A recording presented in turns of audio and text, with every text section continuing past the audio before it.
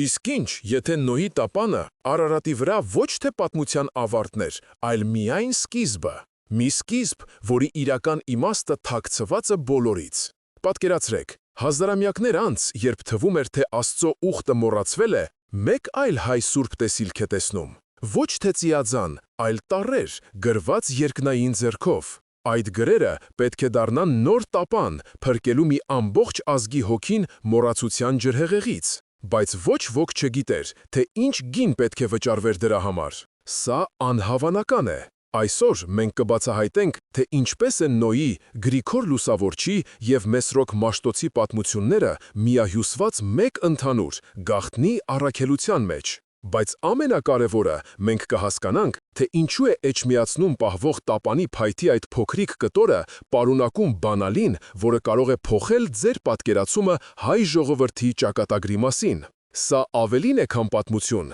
սա մեր ծածկագիրն է։ Պատրաստվեք լսելու այն, ինչի մասին լռում են պատմության դասագրքերը, և պատրաստ եղեք ցնցվելու։ Բաժանորդագրվեք հիմա և մեկնաբանություններում գրեք, թե որ քաղաքից եք մեզ դիտում։ Տեսնենք, թե որքան ենք մենք ուխտի ժողովուրդը։ Էջմիածնի մայր տաճարի հաստ հնամնի պատերի ներսում օդը թանձր էր դարերի աղոթքներից, խնքի սուրբ բույրից և մարող մոմերի հազիվ լսելի խշխշոցից։ Արևի վերջին մորմոքոց շողերը ներս սողոսկելով բարձր, նեղլիկ պատուհաններից, որոնք ավելի շուտ հոգևոր հզորության խորհրդանիշներ էին, քան լույսի աղբյուր, ոսկեգույն փոշու պարող սյուներ էին կախել օդում։ Այդ լույսի սրերի տակ փայլում էին քարե հատակի հազարամյա ոտնահարված սալերը, որոնցից յուրաքանչյուրը կարծես թե իր մեջ պահում էր մի սերնդի ծնկաչոք աղոթքի պատմությունը։ Լռությունը այստեղ պարզապես ձայնի բացակայություն չէր, այն կենդանի էր, խորը,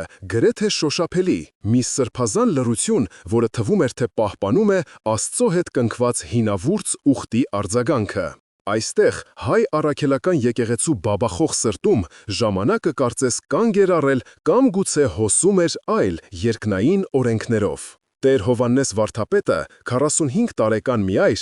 որի հայացքում միախռնվել էին հնագույն մագաղաթների իմաստությունն ու իր հոտի համար կրած անսպար հոգսը, անշարժ կանգնած էր խորանի առաջ։ Նրա աչքերը փակ էին, բայց նրա ամբողջ էությունը կենտրոնացած էր այն սրբության վրա, որը նա պահում էր իր ձեռքերում։ Թավշե, մուգ կարմիր բարձիկի վրա, որը կարծես թե պատրաստվել էր հրեշտակների ձեռքով, հանգչում էր եկեղեցու ամենասուրբ մասունքներից մեկը, Նոյան տապանից փրկված փայտի մի փոքրիկ, անկանոն կտոր։ Այն մուգ էր, գրեթե սևացած անհաշվելի դարերից, մակերեսը ճաքճքված ու փոքր-ինչ քայքայված, բայց թվում էր, թե դեռևս իր մեջ պահում է նախաջրհեղեղյան աշխարհի արևի ջերմությունը և մեծ ջրերի աղի դառը համը։ Այս փայտի կտորը ոչ թե պարզապես մասունք էր, այլ կամուրջ, ժամանակի և հավատքի միջև։ Նրա կողքին, գլուխը խոնարհած, կանգնած էր երիտասարդ սարկավակ Աշոտը։ Նրա 22 տարեկան դեմքը, որը սովորաբար լուսավորվում էր հավատքի անկեղծ բոցով, այժմ մռայլված էր։ Նրա հոգում փոթորիկ էր։ Վերջին շաբաթներին աշխարհի աղմուկը, համացանցից հորդող անարդարությանն ու չարության տեսարանները, մարդկային դաժանության անվերջանալի վկայությունները ներս էին խուժել նրա հոգու խաղաղ վանքը, թողնելով միայն կասկածի սառը, դառը մոխիր։ Նա նայում էր սուրբ մասունքին, բայց տեսնում էր ոչ թե փրկության խորհրդանիշ, այլ մի հարց, որը խայթում էր իր սիրտը։ Ինչու՞, Հայր Սուրբ։ Աշոտի ձայնը հազիվ լսելի շշուկ էր, որը այնուամենայնիվ կտրեց տաճարի հանդիսավոր լռությունը։ Ինչպես կարող ենք հավատալ Աստծո ուխտին, երբ աշխարհը կրկին խեղդվում է մեղքի մեջ։ Որտեղ է այն ծիածանը, որը խոստացվել էր Նոյին։ Ես այն չեմ տեսնում։ Ես տեսնում եմ միայն նոր ջրհեղեղ, ատելության, պատերազմների և անտարբերության ջրհեղեղ, որը կուլ է տալիս ամեն ինչ։ Տեր Հովհաննեսը չշտապեց պատասխանել, նա չբացեց աչքերը, չշարժվեց, նա պարզապես շնչեց խորը, ներս քաշելով խնքի բույրը, կարծես թե փորձելով այդ շնչի հետ ներս քաշել նաև իր նախնիների հավատքի զորությունը։ Նրա մտքում, ինչպես հին մագաղաթի էջեր, բացվեցին պատկերներ հազարամյակների խորքից։ Նա տեսնում էր ոչ թե մեկ մարդու, այլ մի ամբողջ ժողովրդի հավատքի աներեր պատմությունը, անքակտելիորեն կապված այս փոքրիկ, սրբազան փայտի հետ։ Նա տեսնում էր Նոյ նահապետին, միայնակ, բայց անսասան, կանգնած ապականված աշխարհի դիմաց, նրա ձեռքերում մուրճն էր, իսկ սրտում Աստծո խոսքը։ Հետո պատկերը փոխվեց։ Նա տեսնում էր Գրիգոր Լուսավորչին 13 տարի խոր վիրապի խավարում, ում հավատքը դարձավ այն լույսը, որը Հայաստանը դարձրեց նոր տապան, փրկելով այն հեթանոսության ջրհեղեղից։ Եվ հետո տեղի ունեցավ անհավանականը։ Պատկերները սկսեցին ավելի արագ փոխվել։ Ահա Մեսրոպ Մաշտոցը, ծնկաչոք աղոթքի մեջ, ով Աստծո խոսքը փրկեց մոռացության ջրհեղեղից, ստեղծելով հայոց գրերը, հոգու տապանը։ Եվ ահա Ներսես Շնորհալին, ում շարականները դարձան հավերժական ծիաձան, հյուսված հայ ժողովրդի հոգու մեջ, մի ծիաձան, որը տեսանելի է ոչ թե աչքերով, այլ սրտով։ Սրանք պարզապես անուններ չէին պատմության գրքից։ Ոչ, սրանք հավատքի այն կենդանի սյուներն էին, որոնց վրա դարեր շարունակ կանգնած էր հայոց աշխարհը, փոթորիկների ու փորձությունների դեմ։ Վերջապես վարդապետը բացեց աչքերը։ Նրա հայացքը մեղմ էր, բայց թափանցող։ Աշոտ, որդյակ իմ, վերջապես խոսեց նա, եւ նրա ձայնը հնչեց տակյարի լռության մեջ, որպես հնադարյան զանգի ղողանջ, որը գալիս է ոչ թե մետաղից, այլ հոգու խորքից։ Ծիաձանը տեսնելու համար պետք է նախ հասկանալ ջրհեղեղի իսկական խորությունը։ Դու փնտրում ես այն երկնքում, ամպերի մեջ, բայց մեր ժողովրդի համար այդ ուխտը փորագրված է քարի մեջ, գրված է մագաղաթի վրա եւ ապրում է մեր սրտերում։ Այն մեր խաչքարերի մեջ է, որոնք կանգուն են մնացել պատմության բոլոր ջրհեղեղներից հետո։ Այն մեր շարականների մեջ է, որոնք մենք երգում ենք նույնիսկ ամենամեծ վշտի պահին։ Նա մի պահ լռեց, թույլ տալով, որ իր խոսքերը ներծծվեն երիտասարդի հոգու մեջ։ Արի, ես քեզ կպատմեմ մի պատմություն, ոչ թե պարզապես մի պատմություն, որը գրված է Սուրբ գրքում, այլ կենդանի վկայություն, ոչ թե մեկ մարդու, այլ մի ամբողջ ազգի եւ նրա Աստծո հետ կնքած հավերժական ուխտի մասին։ Պատմություն, որ սկիզբ է առել Արարատի Սուրբ գագաթին եւ շարունակվում է մինչեւ այսօր, հենց այս տաճարի պատերի ներսում, հենց այս Սուրբ մասունքի միջոցով։ Տեր Հովհաննեսը իր ազատ ձեռքը դրեց երիտասարդ Սարգսակի ուսին։ Նրա հպումը հաստատուն էր եւ հայրական։ Աշոտը բարձրացրեց գլուխը, եւ նրա արցունքոտ աչքերը հանդիպեցին վարդապետի իմաստուն հայացքին։ Եվ այդ պահին պատմությունը սկսվեց։ Ոչ թե որպես հիշողություն, այլ որպես կենդանի շնչող իրականություն, որը պտտվում էր տապանի այդ փոքրիկ սևացած կտորի շուրջ, բացելով իր գաղտնիքները նրանց համար, ովքեր պատրաստ էին լսել։ Այն, ինչ Աշոտը պիտի լսեր, պիտի ընդմիշտ փոխեր նրա պատկերացումը հավատքի, Հայաստանի եւ այն անտեսանելի թելերի մասին, որոնք կապում են Արարատի գագաթը Էջմիածնի խորանին։ Տեր Հովհաննեսի ձայնը սահուն կերպով երիտասարդ Սարգսակին տարավ ժամանակի միջով, դեպի մի աշխարհ, որը վաղուց կորել էր պատմության անհուն ջրերի տակ, բայց որի արձագանքը դեռևս հնչում էր յուրաքանչյուր քարոզի մեջ։ Մի աշխարհ, որը գեղեցիկ էր իր արարչության մեջ, բայց մահացու հիվանդ իր բարոյական անկումով։ Այդ ձայնը կարծես թե ոչ թե մարդու շուրթերից էր գալիս, այլ հենց տաճարի քարերից, որոնք դարեր շարունակ լսել էին այս պատմությունը։ Պատկերացրու, Աշոտ, սկսեց նա, եւ նրա ձայնը կարծես թե դարձավ ավելի խորն ու հնչեղ, լցնելով տաճարի ողջ տարածությունը։ Մի ժամանակ, երբ երկիրը դեռ երիտասարդ էր, իսկ մարդկանց հիշողության մեջ դեռ թարմ էր դրախտի կորսված պատկերը, սակայն նրանց սրտերը լցվել էին խավարով, որը ավելի խիտ էր, քան խոր վիրապի գիշերը։ Մարդը, որ ստեղծվել էր Աստծո պատկերով եւ նմանությամբ, իր իսկ ձեռքերով խեղաթյուրել էր այդ սուրբ պատկերը, վերածելով այն սեփական ցանկությունների ծառանկարի։ Ամենուրեք թագավորում էին բռնությունը, անբարոյականությունը եւ մի ամբարտավանություն, որը համարձակվում էր մարտահրավեր նետել հենց երկնքին։ Մարդիկ մոռացել էին իրենց արարչին։ Նրանք կառուցում էին հսկայական քաղաքներ, որոնց աշտարակները ծագում էին ամպերը, բայց նրանց հոգիները դատարկ էին ու ամայի, ինչպես անապատը փոթորքից հետո։ Այդ խելագարված աշխարհում, որտեղ արդարությունը դարձել էր ծաղրի առարկա, ապրում էր մի մարդ։ Նրա անունը Նոյ էր։ Նա արդար էր, կատարյալ իր սերնդի մեջ եւ Աստծո հետ էր քայլում։ Ինչպիսին էր լինել միակ արդարը մի ամբողջ աշխարհում, որը խելագարվել էր մեղքից։ Դա նշանակում էր ամեն օր լսել ծաղր ու հեգնանք, երբ դու ծնկի ես գալիս աղոթքի։ Դա նշանակում էր տեսնել, թե ինչպես են հարևանները զոհեր մատուցում անշունչ կուռքերին, մինչդեռ դու խոսում ես անտեսանելիի հետ։ Դա նշանակում էր լինել անհասկանալի, օտար, միայնակ միլիոնների մեջ։ Եվ ահա, այդ տիեզերական միայնության մեջ Նոյը լսեց Աստծո ձայնը։ Դա սարսափելի խոսք էր, խոսք դատաստանի մասին։ Ես ջրհեղեղ եմ բերելու երկրի վրա, որպեսի կործանեմ ամեն մարմին, ամեն ինչ երկրի վրա է, պիտի մեռնի։ Կարող ես պատկերացնել այդ պահի սարսափը, Աշոտ, ոչ թե պարզապես փոթորիկ, այլ ամբողջ աշխարհի վերջը։ Բայց հետո, հենց այդ սարսափի սրտում հնչեց հույսի խոսքը. «Բայց քեզ հետ իմ ուխտը կհաստատեմ»։ Ահա այն, առաջին անգամ մարդկության պատմության մեջ հնչում է ուխտ բառը։ Դատաստանի սրտում Աստված խոսում է փրկության մասին։ Նա Նոյին հրամայում է կառուցել մի անհավանական կառույց՝ տապան, ոչ թե նավ ծովերով նավարկելու համար, այլ լողացող տուն-ամրոց կյանքը պահպանելու համար։ 120 տարի, շարունակեց Տեր Հովհաննեսը, և նրա ձայնում հիացմունք կար, որը խառնվում էր ակնածանքի հետ։ 120 տարի Նոյը կառուցում էր տապանը։ Պատկերացրու, ամեն օր նրա որդիների հետ նրանք կտրում էին Գոֆեր փայտի հսկայական գերանները, ձյութում էին փայտը, մինչդեռ շուրջ բոլորը մարդիկ ծիծաղում էին նրանց վրա։ «Տես ծերունուն», ասում էին նրանք մատնացույց անելով, «նավ է սարքում լեռան վրա, որտեղ ծով չկա»։ Նրանք խնջույքներ էին անում, ամուսնանում, տներ կառուցում, չիմանալով, որ իրենց օրերը հաշված են։ Այս տեսարանը, այս հոգևոր պայքարի առաջին նշանները ոչ միայն Նոյի պատմությունն են, դա նաև մեր պատմությունն է, Աշոտ։ Ուշադիր լսիր։ Դարեր անց, երբ մեր Գրիգոր Լուսավորիչը իջավ խոր վիրապի գփից, նա էլ հայտնվեց մի աշխարհում, որը խեղդվում էր հեթանոսության մեղքի մեջ։ Նա էլ միայնակ էր, և նրա քարոզը շատերին թվում էր խելագարություն։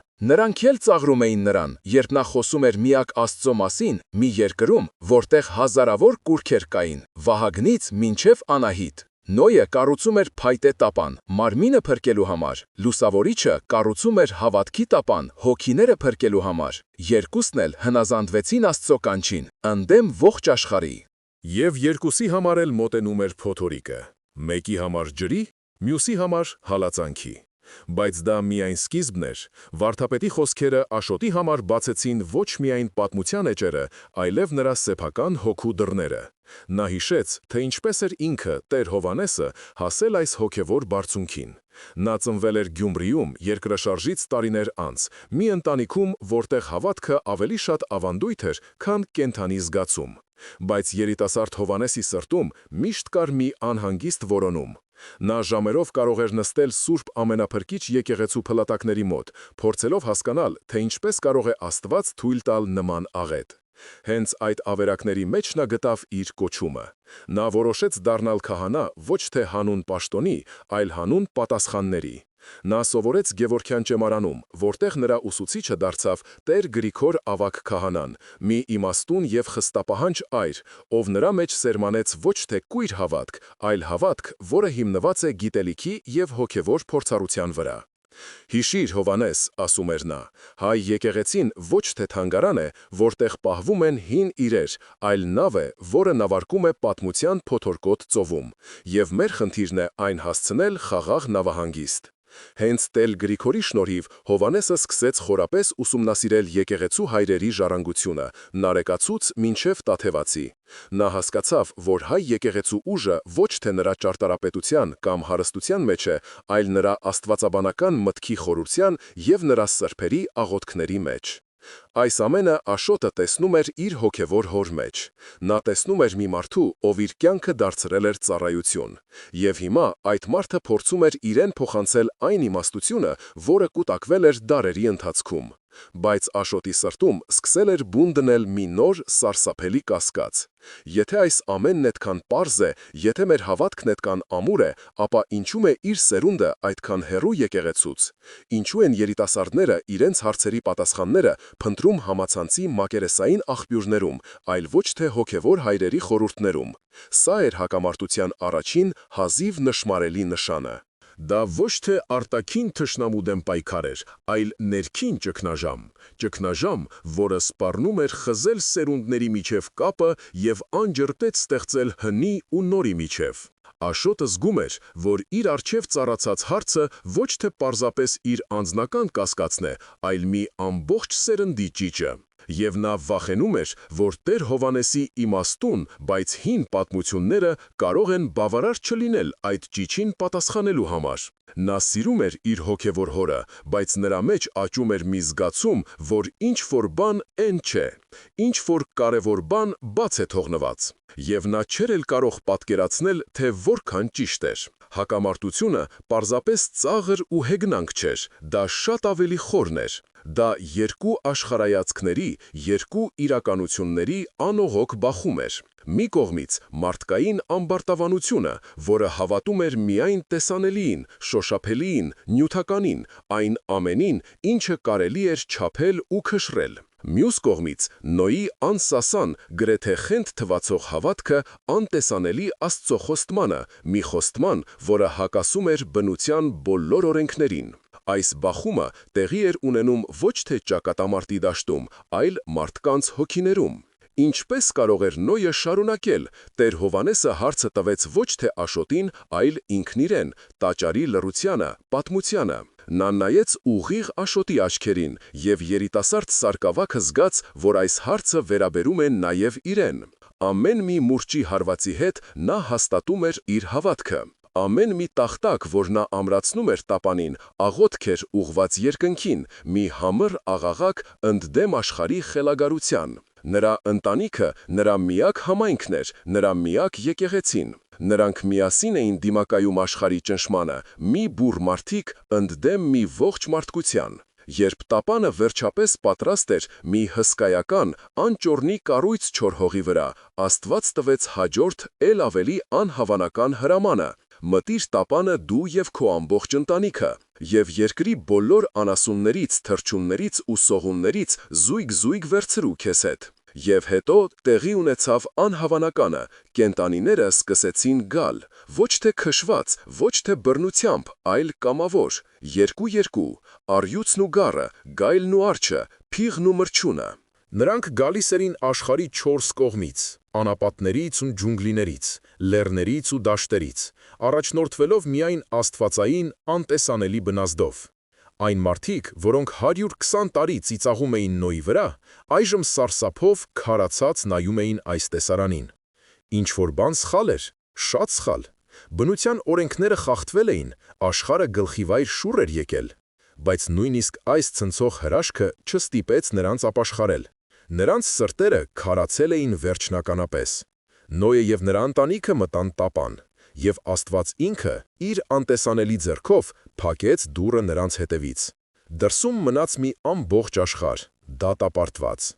Այս պատկերը, այս սարսափելի և միևնույն ժամանակ հրաշալի պատկերը կրկնվեց մեր պատմության մեջ, Աշոտ, շարունակեց վարդապետը, և նրա ձայնը ձեռք բերեց մարգարեական երանգ։ Երբ Գրիգոր Լուսավորիչը սկսեց իր քարոզը, նա էլ փորձեց հավաքել իր հոտը Հայաստանի նոր տապանի մեջ, որը Քրիստոսի եկեղեցին էր։ Սկզբում նրան ոչ ոք չէր լսում։ Տրդատ թագավորը, կուրացած իր հեթանոսական հավատքով, իր հզորությամբ ու ամբարտավանությամբ նրան նետեց խոր վիրապի գուբը։ 13 տարի։ Պատկերացնում ես։ 13 տարի խավարի, միայնության և օձերի մեջ։ Դա Գրիգորի տապանն էր, մի փոքրիկ խոնավ փոս, որտեղ նա պահպանում էր իր հավատքի կայծը, մինչդեռ դրսում Հայաստանը շարունակում էր իր խելահեղ պարը կուռքերի շուրջ։ Վահագնի և Անահիտի տաճարներում զոհեր էին մատուցվում, մինչդեռ ճշմարիտ Աստծո ծառան տառապում էր հողի տակ։ Աշոտի հոգում հակամարտությունը խորանում էր։ Նա լսում էր վարդապետի խոսքերը, բայց նրա միտքը այլ տեղ էր։ Նա մտածում էր ոչ թե հին աշխարհի, այլ ներկայի մասին, նրա սերնդի մասին, այն երիտասարդների, ովքեր նույնպես ապրում էին իրենց սեփական ջրհեղեղի մեջ, տեղեկատվական աղմուկի, կեղծ արժեքների և հոգևոր դատարկության։ Նրանք էլ ունեին իրենց կուռքերը, սոցիալական ցանցերի լայքերը, նյութական հաջողությունը, անվերջ զվարճանքները։ Եվ եկեղեցին, իր հնամենից ծեսերով ու անհասկանալի լեզվով, նրանց թվում էր նույնքան անհեթեթ, որքան Նոյի տապանը իր ժամանակակիցներին։ Այս միտքը այնքան ուժգին էր, որ Աշոտը չկարողացավ լռել։ «Հայր Սուրբ», ընդհատեց նա։ Եվ նրա ձայնում հնչում էր ոչ թե անհարգալիցություն, այլ անկեղծ ցավ։ Բայց ինչպես հասցնենք այս պատմությունը նրանց։ Ինչպես բացատրենք, որ մեր եկեղեցին է նրանց տապանը, երբ նրանք մեզ համարում են անցյալի մասունք։ Մենք խոսում ենք Նոյի մասին, իսկ նրանք լսում են հեքիաթ։ Մենք խոսում ենք ուխտի մասին, Իսկ նրանք տեսնում են սահմանափակումներ։ Սա բացահայտ մարտահրավեր էր։ Ավանդույթի և արդիականության բախումը հենց այդ պահին, հենց այդ խորանի առաջ դարձավ շոշափելի։ Տեր Հովհաննեսը մի պահ լռեց։ Նրա դեմքին զարմանքի և միևնույն ժամանակ հասկացողության արտահայտություն հայտնվեց։ Նա հասկացավ, որ երիտասարդ սարկավագի հարցը ոչ թե կասկածի, այլ հոգսի արդյունք է։ Նա փորձեց պատասխանել ավանդական, հայկական ձևով, ավագի իմաստությամբ։ Աշոտ, մեր խնդիրը ոչ թե բացատրելն է, այլ վկայելը, մեր կյանքով, մեր աղոթքով, ինչպես Նոյն էր վկայում իր մուրճի հարվածներով, այնպես էլ մենք պետք է վկայենք մեր ծառայությամբ։ Ժամանակի ընթացքում նրանք կհասկանան, բայց նա չհասցրեց ավարտել։ Տաճարի ծանր, կաղնե դուռը ճռալով բացվեց, և ներս մտավ Տեր Մեսրոպը, Մայր Աթոռի լուսարարապետը։ Նա տարիքով մարդ էր, բայց քայլում էր արագ ու վճռական։ Նրա դեմքը մտահոգ էր, իսկ ձեռքում մի թղթապանակ էր սեղմել։ Հովհաննես, նրա ձայնը խուլ հնչեց տաճարի կամարների տակ։ Վեհափարը կանչում է քեզ, շտապ, խնդիր կա։ Այդ պահին ամեն ինչ փոխվեց։ Տեր Հովհաննեսի դեմքից անհետացավ հանգիստ իմաստությունը։ Նա գիտեր, որ Տեր Մեսրոպը երբեք չէր խանգարի իրենց զրույցը, եթե պատճառը չափազանց լուրջ չլիներ։ Նա զգուշորեն դրեց մասունքը խորանի վրա, խաչակնքեց և արագ քայլերով շարժվեց դեպի դուռը, Աշոտին թողնելով մենակ իր մտքերի և տաճարի խորհրդավոր լռության հետ։ Լարվածությունը օդում կարծես թանձրացավ։ Աշոտը զգաց, որ իր տված հարցը և Տեր Մեսրոպի հանկարծակի այցը ինչ-որ կերպ կապված են։ Նա չգիտեր, բայց նրա սիրտը սկսեց արագ բաբախել։ Նա չէր էլ կարող պատկերացնել, որ հենց այդ պահին իրենց հոգևոր համայնքի դեմ սկսվել էր մի փոթորիկ, որի համեմատ Նոյի ջրհեղեղը կարող էր թվալ պարզապես ամառային անձրև։ Եվ այդ փոթորքի կենտրոնում հենց ինքն էր, երիտասարդ կասկածող սարկավագ Աշոտը։ Եվ սկսվեց անձրևը։ Տեր Հովհաննեսի ձայնը դարձավ խորհրդավոր, գրեթե անլսելի շշուկ, որը կարծես թե գալիս էր ոչ թե իրենից, այլ հենց ջրհեղեղի հիշողությունից։ 40 օր ու 40 գիշեր։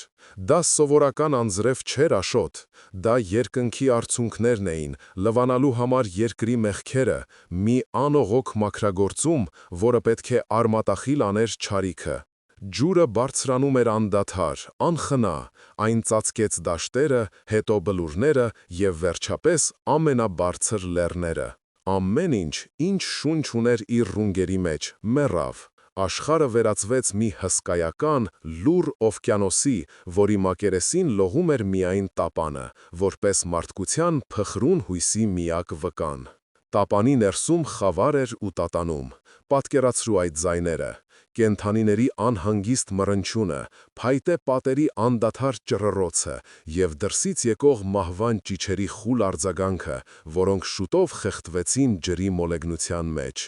Ինչ էր զգում Նոյը։ Նա փրկված էր, բայց ինչ գնով։ Մի ամբողջ աշխարհ կործանվել էր։ Նրա հարազատները, հարևանները, բոլորը, ում նա ճանաչում էր, այլևս չկային։ Սա հավատքի ամենամեծ, ամենասարսափելի փորձությունն էր։ Արդյոք Աստված իսկապես ողորմած է, երբ նման դատաստան է թույլ տալիս։ Այստեղ վտանգված էր ոչ թե պարզապես մարդկության ֆիզիկական գոյությունը, այլ Աստծո բարության գաղափարը։ Եկեղեցու, այսինքն Նոյի ընտանիքի պատիվը կախված էր մազից։ Ինչ կասեն հավատացյալները, գործոնը վերածվել էր սարսափելի հարցի։ Ինչ կմտածեն ապագա սերունդները այս Աստծո մասին։ Այս հարցը ավելի ծանր էր, քան ջրհեղեղի բոլոր ջրերը միասին վերցրած։ Նույն բարդացումը, նույն հոգևոր փոթորիկը տեղի ունեցավ նաև Հայաստանում։ Երբ Տրդատը խոզակերպ դարձավ, երկիրը քաոսի մեջ հայտնվեց։ Թագավորը, որը պետք է լիներ ժողովրդի պաշտպանն ու հպարտությունը, դարձել էր անեծքի և խայտառակության խորհրդանիշ։ Նախարարները շփոթված էին, զորքը անգլուխ, ժողովուրդը վախեցած։ Եկեղեցու հեղինակությունը, որը դեռ նոր էր ծնվում Գրիգորի անձի մեջ, վտանգված էր։ Մարդիկ չէին հասկանում։ Նրանք շշնջում էին. Եթե քրիստոնյաների Աստվածն այդքան հզոր է, ինչու է նա իրենց թագավորին գազանի վերածել։ Սա ինչ տեսակ աստվածություն է, որը պատժում է, այլ ոչ թե բժշկում։ Հեթանոս քրմերի ճնշումը մեծացավ։ Նրանք սա համարում էին իրենց աստվածների վրեժը։ Նրանք պահանջում էին գտնել և սպանել Գրիգորին, ում համարում էին բոլոր դժբախտությունների պատճառը։ Ամբողջ ազգի ճակատագիրը կախված էր մազից։ Եվ հետո տեղի ունեցավ անհավանականը։ Այն, ինչ Տեր Հովանեսը տեսավ վեհափառի սենյակում, ստիպեց նրա արյունը սառչել երակներում։ Սեղանին դրված էր պլանշետ, իսկ էկրանին մի տեսանյութ էր, որը արդեն հազարավոր դիտումներ էր հավաքել։ Տեսանյութում մի խումբ երիտասարդներ, որոնցից մեկը բլոգեր էր, գաղտնի մտել էին մայր տաճարի պահոցներից մեկը և նկարահանել էին այնտեղ պահվող մասունքները։ Բայց դա ամենը չէր։ Նրանք ծաղրում էին, կատակներ անում, կասկածի տակ դնում մասունքների իսկությունը, և ամենասարսափելին, նրանցից մեկը, ծիծաղելով, մի պահ վերցրել էր հենց այն սուրբ մասունքը, Նոյան տապանի փայտի կտորը, և ձևացրել, թե դրանով գինի է խմում։ Ինչ կասեն հավատացյալները։ Այս հարցը այլևս տեսական չէր, այն պայթել էր համացանցում,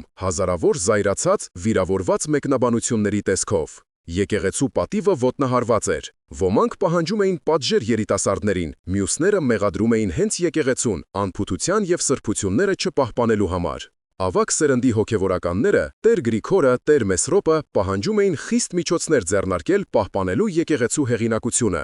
Մենք պետք է դատապարտենք նրանց, հրապարակայնորեն, ասում էր Տեր Գրիգորը։ Նրա դեմքը կարմրել էր զայրույթից։ Սա սրբապղծություն է, սա հարված է մեր հավատքի հիմքերին։ Բայց Տեր Հովանեսը լուռ էր։ Նրա մտքում ոչ թե զայրույթ էր, այլ ցավ։ Եվ մի սարսափելի գիտակցում, նա ճանաչեց այդ երիտասարդներից մեկին։ Դա Լևոնն էր, Աշոտի մանկության ընկերը, ում հետ Աշոտը վերջերս շատ էր շփվում։ Խնդիրը հենց նոր դարձավ անձնական և անհամեմատ ավելի բարդ։ Տեր Հովանեսը հասկացավ խնդրի իրական մասշտաբները։ Սա ոչ թե պարզապես մի քանի անհարգալից երիտասարդների արարք էր, սա սերունդների միջև առաջացած անդունդի դրսևորումն էր։ Այն նույն անդունդի, որի մասին խոսում էր Աշոտը։ Եվ հիմա այդ անդունդը սպառնում էր կուլ տալ ոչ միայն եկեղեցու հեղինակությունը, այլև հենց իր Տեր Հովանեսի հոգևոր զավակին, Աշոտին։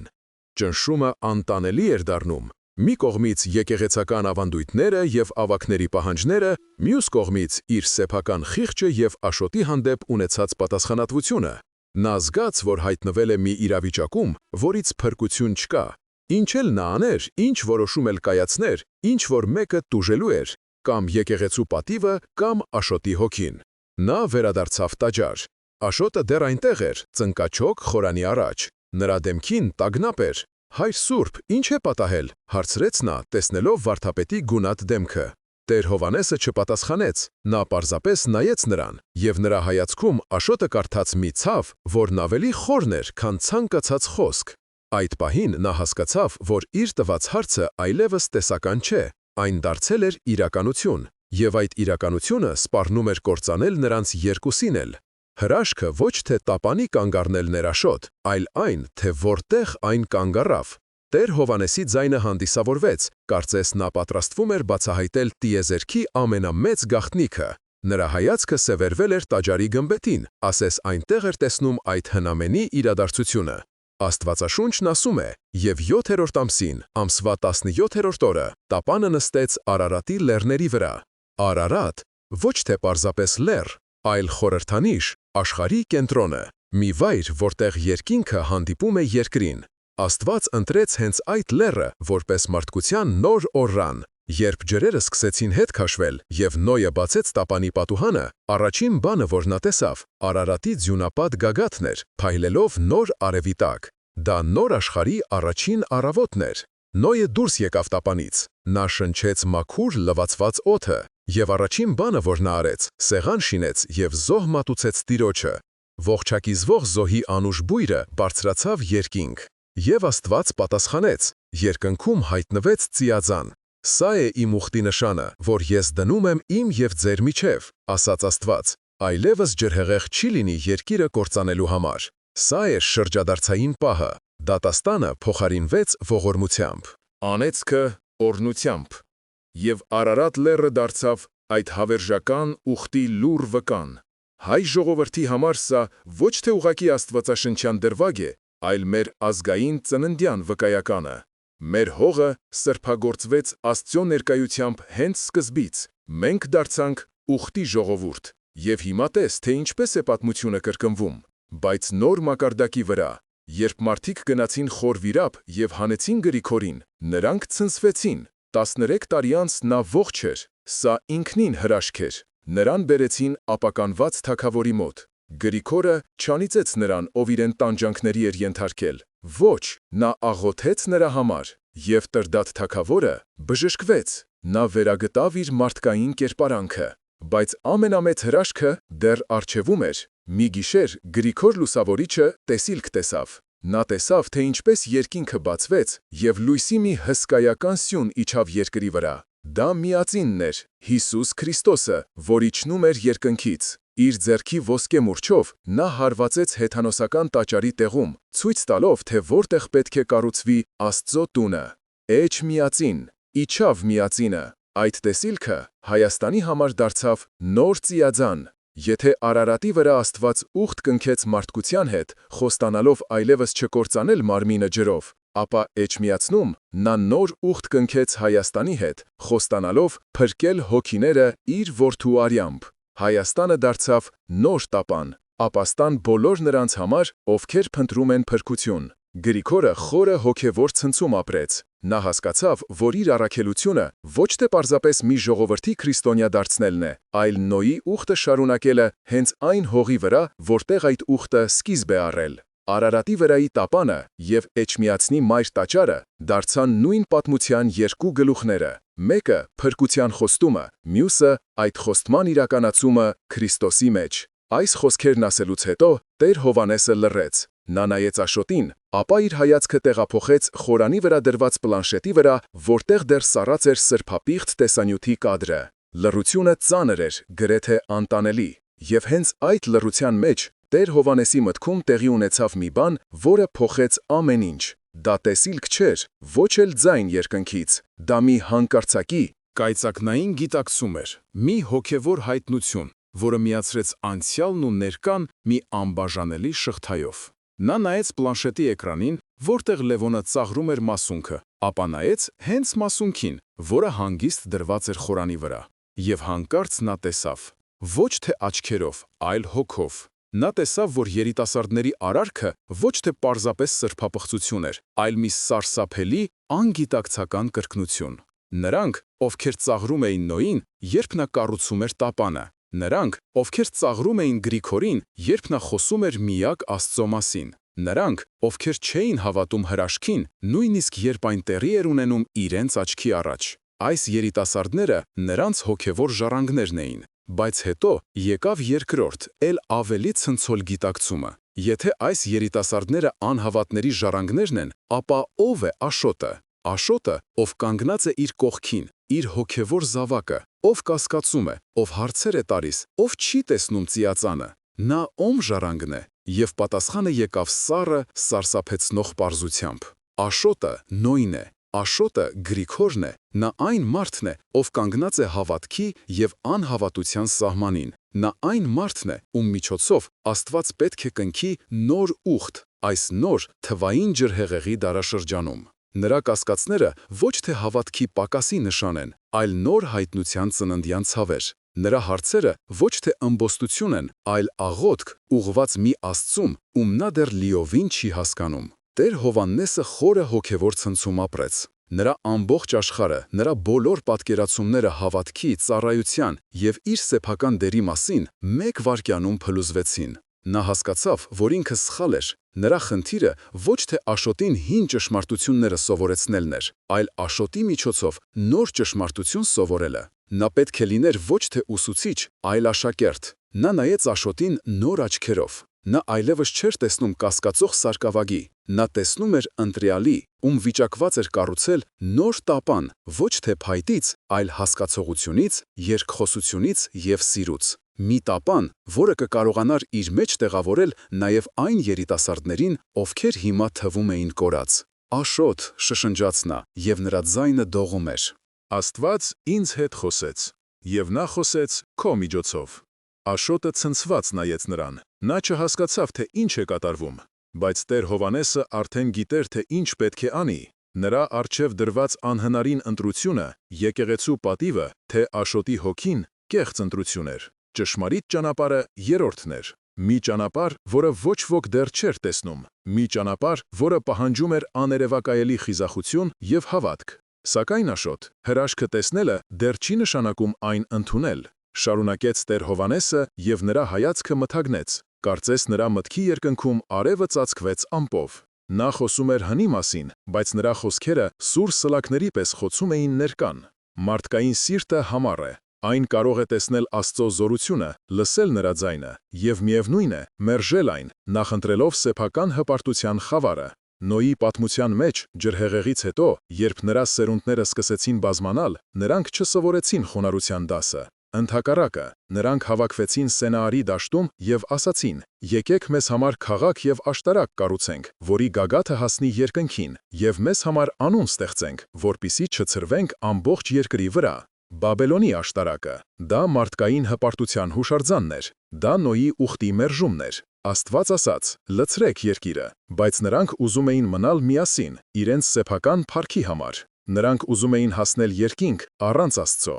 Այս խոսքերը լսելիս Աշոտը սառեց։ Նա հասկացավ, որ Տեր Հովհաննեսի հայտնությունը ոչ թե պարզապես մի գեղեցիկ աստվածաբանական միտք էր, այլ գործողության կոչ, և այդ գործողությունը սկսվում էր հենց հիմա։ Եկեղեցական համայնքի արձագանքը այդ հայտնությանը պետք է լիներ կամ Բաբելոնի աշտարակի կառուցում, կամ նոր տապանի։ Երրորդ ճանապարհ չկար։ Երբ Տեր Հովհաննեսը իր հայտնությունը ներկայացրեց վեհափարին և ավագ հոգևորականներին, սենյակում տիրեց սառը լռություն։ Տեր Գրիգորը, որը մի քանի րոպե առաջ պահանջում էր խիստ պատիժ, այժմ նստած էր քարացած։ Նրա դեմքին զայրույթը փոխարինվել էր խորը շփոթմունքով։ Տեր Մեսրոպը անընդհատ շփում էր ճակատը, կարծես փորձում էր մարսել լսածը։ Նրանք բոլորը նայում էին Տեր Հովհաննեսին,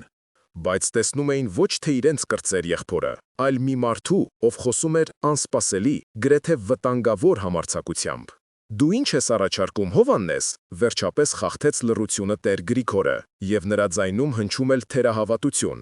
«Որ մենք երկխոսության մեջ մտնենք այս սրբապիղծների հետ, որ մենք ընդունենք, թե նրանց անհավատությունը Աստծո նոր հայտնությունն է, սա խելագարություն է, սա կործանում է այն ամենը, ինչին մենք հավատացել ենք։ Ինչ կասեն հավատացյալները։ Նրանք կասեն, որ մենք թուլացել ենք, որ մենք դավաճանում ենք մեր սրբություններին։ Բայց հետո տեղի ունեցավ անհավանականը։ Վեհափար Հայրապետը, ով մինչ այդ լուռ լսում էր, փակելով աչքերը, բացեց դրանք։ Նրա հայացքը պարզ էր և խորը։ Նա նայեց ոչ թե Տեր Գրիգորին, այլ ուղիղ Տեր Հովհաննեսին։ «Իսկ ինչ կասի Աստված, եղբայր Գրիգոր», հարցրեց նա հանգիստ, բայց նրա ձայնը կտրեց օդը սրի պես։ «Մենք այնքան ենք մտածում, թե ինչ կասեն մարդիկ, որ մոռացել ենք լսել, թե ինչը ասում Աստված»։ Հովհաննեսի խոսքերի մեջ ճշմարտություն կա։ Միգուցե մենք իսկապես կառուցում ենք մեր սեփական Բաբելոնի աշտարակը, մեր ավանդույթներից, մեր կանոններից, մեր հպարտությունից, և միգուցե Աստված ուղարկել է այս երիտասարդներին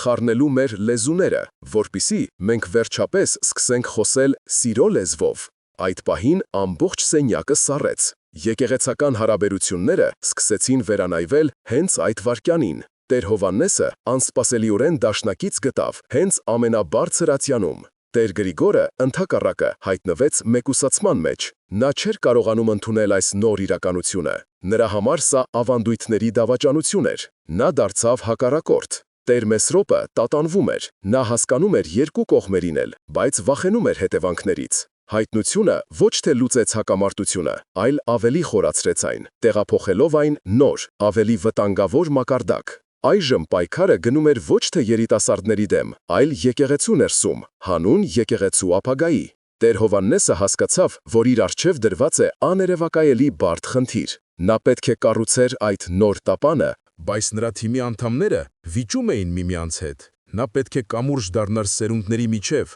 բայց այդ կամրջի հենասյուները սասանվում էին։ Նա դուրս եկավ սենյակից և գնաց փնտրելու Աշոտին։ Նա գտավ նրան տաճարի բակում, նստած մի հին խաչքարի մոտ։ Աշոտը գլուխը կախել էր։ «Աշոտ», մոտեցավ Տեր Հովհաննեսը, «ես գիտեմ, որ դու շփոթված ես։ Ես էլ։ Բայց հիմա մենք գործ ունենք անելու։ Մենք պետք է գտնենք այդ երիտասարդներին, ոչ թե դատապարտելու, այլ լսելու համար»։ Աշոտը բարձրացրեց գլուխը։ Նրա աչքերում վախ կար, բայց նաև հույսի մի փոքրիկ կայծ։ Նա հասկացավ, որ իր հոգևոր հայրը ոչ միայն հասկացել է իրեն, այլև պատրաստ է իր հետ միասին քայլել այս անհայտ ճանապարհով։ Նրանք դեռ չգիտեին, թե ինչպես են դա անելու։ Նրանք չգիտեին, թե ինչպես կհաղթահարեն Տեր Գրիգորի դիմադրությունը և հասարակության ճնշումը, բայց նրանք գիտեին, որ պետք է սկսեն։ Եվ դա արդեն շատ բան էր։ Դա նոր տապանի առաջին տախտակն էր։ Ոգեշնչված իր հայտնությունից և վեհափառի անսպասելի աջակցությունից Տեր Հովհաննեսը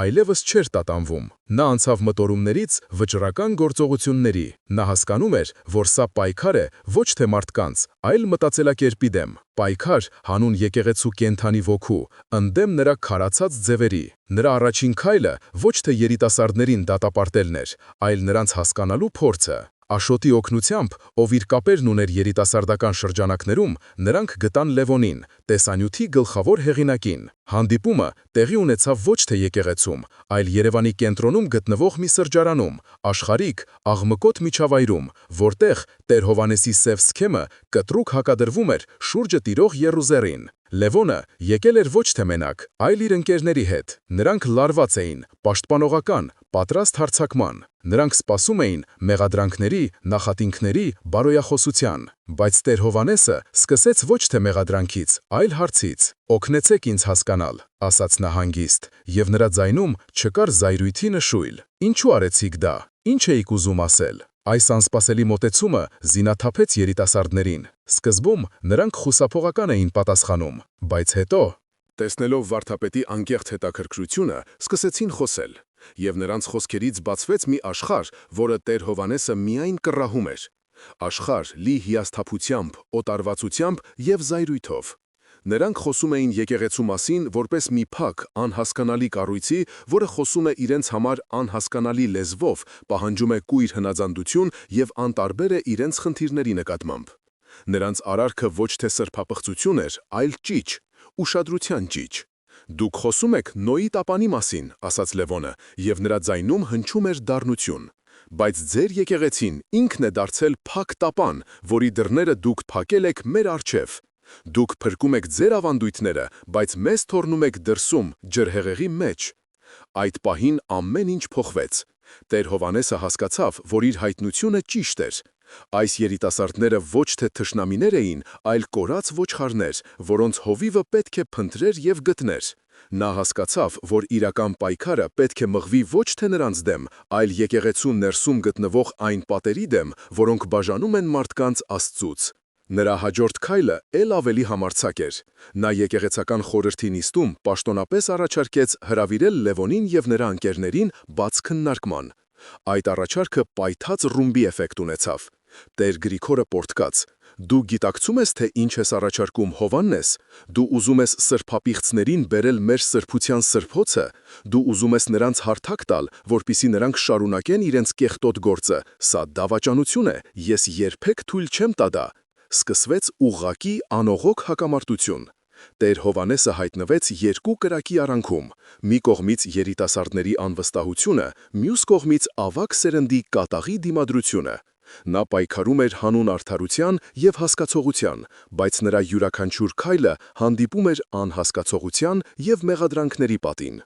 Նա փորձում էր կառուցել կամուրջ, բայց երկու կողմերն էլ փորձում էին քանդել այն։ Լարվածությունը հասավ իր գագաթնակետին, երբ Տեր Գրիգորը, օգտագործելով իր ազդեցությունը, կազմակերպեց մի խումբ պահպանողական հավատացյալների բողոքի ակցիա, ընդդեմ Տեր Հովհաննեսի նորարարությունների։ Նրանք կանգնած էին Մայր տաճարի դիմաց, պաստառներով, որոնց վրա գրված էր. «Պաշտպանենք մեր սրբությունները ոչ սրբապիղծների հետ երկխոսությանը»։ Տեր Հովհաննեսը նայում էր նրանց պատուհանից։ Նա տեսնում էր նրանց դեմքերի զայրույթը, և նրա սիրտը կծկվում էր ցավից։ Նա մենակ էր։ Նույնիսկ վեհափառը, որը սկզբում աջակցում էր նրան, այժմ լռում էր, չցանկանալով խորացնել պառակտումը եկեղեցու ներսում։ Թվում էր, թե ամեն ինչ կորած է։ Թվում էր, թե Տեր Գրիգորը հաղթել է։ Բայց նրանք չգիտեին մի բան։ Նրանք չգիտեին, որ Տեր Հովհաննեսի և Լևոնի առաջին հանդիպումը գաղտնի տեսագրվել էր Աշոտի կողմից, և այդ տեսանյութը, որտեղ վարդապետը խոսում էր ոչ թե դատաստանի, այլ սիրո և հասկացողության լեզվով, արդեն պատրաստ էր հայտնվել համացանցում։ Դա լինելու էր մի քայլ, որը կամ վերջնականապես կկործաներ Տեր Հովհաննեսին, կամ կփոխեր խաղի բոլոր կանոնները։ Այն պահին, երբ Աշոտը սեղմեց հրապարակել կոճակը, թվում էր, թե ժամանակը կանգ առավ։ Տեսանյութը Տեր Հովհաննեսի և Լևոնի զրույցի 15 րոպեանոց անկեղծ, չմոնտաժված տարբերակը տարածվեց համացանցի անհուն օվկիանոսում, որպես մի փոքրիկ, փխրուն նավակ ուղարկված ուղիղ փոթորքի սիրտը։ Գագաթնակետը այլևս եկեղեցու պատերի ներսում չէ, այն տեղափոխվել էր վիրտուալ տիրույթ, որտեղ յուրաքանչյուր լայք, յուրաքանչյուր ռեփոստ եւ յուրաքանչյուր մեկնաբանություն դառնում էր զենք այս հոգևոր պատերազմում։ Առաջին ժամերին տիրում էր լարված լռություն, կարծես բոլորը շունչները պահած սպասում էին, թե ում կողմը կթեքվեն նժարները, իսկ հետո պարզապես պայթեց։ Բախումը տեղի ունեցավ ոչ թե ֆիզիկական, այլ գաղափարական դաշտում։ Տեր Գրիգորի կողմնակիցները, զինված աստվածաշնչյան մեջբերումներով դատաստանի եւ պատժի մասին, հեղեղեցին համացանցը զայրացած մեկնաբանություններով, մեղադրելով Տեր Հովհաննեսին լիբերալիզմի, ավանդույթները դավաճանելու եւ սրբապիղծներին գուրգուրելու մեջ։ Նրանք ստեղծեցին #պաշտպանենք եկեղեցին, որը արագորեն դարձավ վիրուսային։ Մյուս կողմից, հազարավոր մարդիկ, հատկապես երիտասարդներ, ովքեր մինչ այդ անտարբեր էին եկեղեցու նկատմամբ, ցնցված էին Տեր Հովհաննեսի խոսքերից։ Նրանք առաջին անգամ տեսան ոչ թե դատող, այլ լսող հոգևորականի, ոչ թե պաշտոնյայի, այլ հոր։ Նրանք սկսեցին կիսվել տեսանյութով գրելով. «Ահա այն եկեղեցին, որին ես կհավատայի»։ Եկեղեցու պատիվը, որը թվում էր, թե ոտնահարված է, հանկարծ սկսեց վերականգնվել ամենաանսպասելի տեղից։ Վճռորոշ պահը եկավ, երբ Լևոնը, ով մինչ այդ լուռ հետևում էր իրադարձություններին, ուղիղ եթեր մտավ։ Նրա դեմքին այլևս չկար ամբարտավան ժպիտ։ Նա հուզված էր եւ նրա ձայնը դողում էր։ «Ես ուզում եմ ներողություն խնդրել», ասաց նա, «ոչ թե այն պատճառով, որ վախենում եմ պատժից, այլ որովհետև ես սխալ էի։ Ես ծաղրում էի մի բան, որը չէի հասկանում։ Տեր Հովհաննեսը ինձ ցույց տվեց, որ հավատքը ոչ թե կանոնների ժողովածու է, այլ սիրտ, եւ ես ուզում եմ գտնել այդ սիրտը»։ Այդ խոսքերը փոխեցին ամեն ինչ։ Տեր Գրիգորի փաստարկները փլուզվեցին։ Նա այլևս չէր կարող խոսել սրբապիղծների մասին, երբ նրանցից մեկը հրապարակայնորեն ապաշխարում էր։ Հասարակական կարծիքը վերջնականապես թեքվեց Տեր Հովհաննեսի կողմը։ Վեհափար հայրապետը, տեսնելով այս անսպասելի շրջադարձը, կանչեց բոլորին արտահերթ ժողովի։ Այդ ժողովը ոչ թե դատաստան էր, այլ հաշտեցում։ Տեր Գրիգորը, թեև դեռևս համոզված իր ճշմարտացիության մեջ, հասկացավ, որ պարտվել է։ Նա լուռ էր։ Տեր Հովհաննեսը ոչ թե հաղթողի դիրքից խոսեց, այլ առաջարկեց ստեղծել նոր հանձնաժողով՝ եկեղեցին եւ երիտասարդությունը անունով, որի համանախագահներ կլինեին ինքը եւ Տեր Գրիգորը։ Դա իմաստուն եւ ներողամիտ քայլ էր, որը թույլ տվեց Տեր Գրիգորին պահպանել իր դեմքը եւ միևնույն ժամանակ ներգրավել նրան նոր գործընթացի մեջ։ Եկեղեցու ներսում սկսվեց բուժման դանդաղ եւ ցավոտ գործընթաց։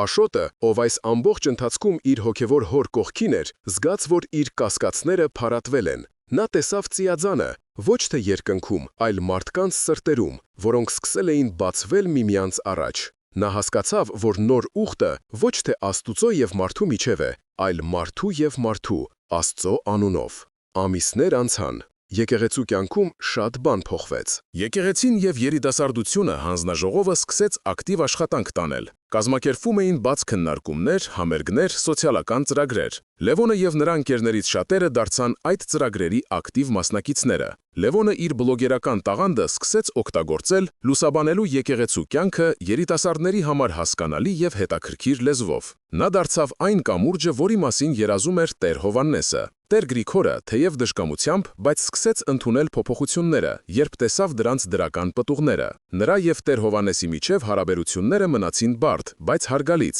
Նրանք դարձան նոր տապանի երկու տարբեր, բայց անհրաժեշտ թևերը։ Մի օր, երբ Տեր Հովհաննեսը եւ Աշոտը կրկին կանգնած էին խորանի առաջ, նրանց մոտեցավ Լևոնը։ Նա երկար նայեց Նոյան տապանի մասունքին, ապա շրջվեց դեպի նրանք։ «Հայր Սուրբ», ասաց նա, «կարող եմ մի բան խնդրել։ Ես ուզում եմ մկրտվել»։ Տեր Հովհաննեսի աչքերը լցվեցին արցունքներով։ Նա գիտեր, որ սա միայն սկիզբն է։ Ճանապարհը երկար էր ու դժվարին, բայց նոր տապանը արդեն կառուցված էր, եւ նրա դռները բաց էին բոլորի համար։ Այս պատմությունը մեզ սովորեցնում է, որ հավատքը ոչ թե անցյալի մասունք է, այլ կենդանի, շնչող ուժ, որը կարող է փոխել աշխարհը։ Այն մեզ հիշեցնում է, որ ամենամեծ ջրհեղեղներից հետո միշտ հայտնվում է ծիածան, եթե մենք համարձակություն ունենանք բացելու մեր սրտերը։ Հիմա ուզում եմ դիմել ձեզ, սիրելի բարեկամներ, իսկ դուք ինչ կանեիք այս իրավիճակում։ Կլինեիք Տեր Գրիգորի պահպանողական թևում, թե կմիանայիք Տեր Հովհաննեսի համարձակ նախաձեռնությանը։ Կիսվեք ձեր մտքերով մեկնաբանություններում։ Եկեք միասին քննարկենք, թե ինչպիսին պետք է լինի մեր եկեղեցին այսօր։ Շնորհակալություն, որ մեզ հետ էիք։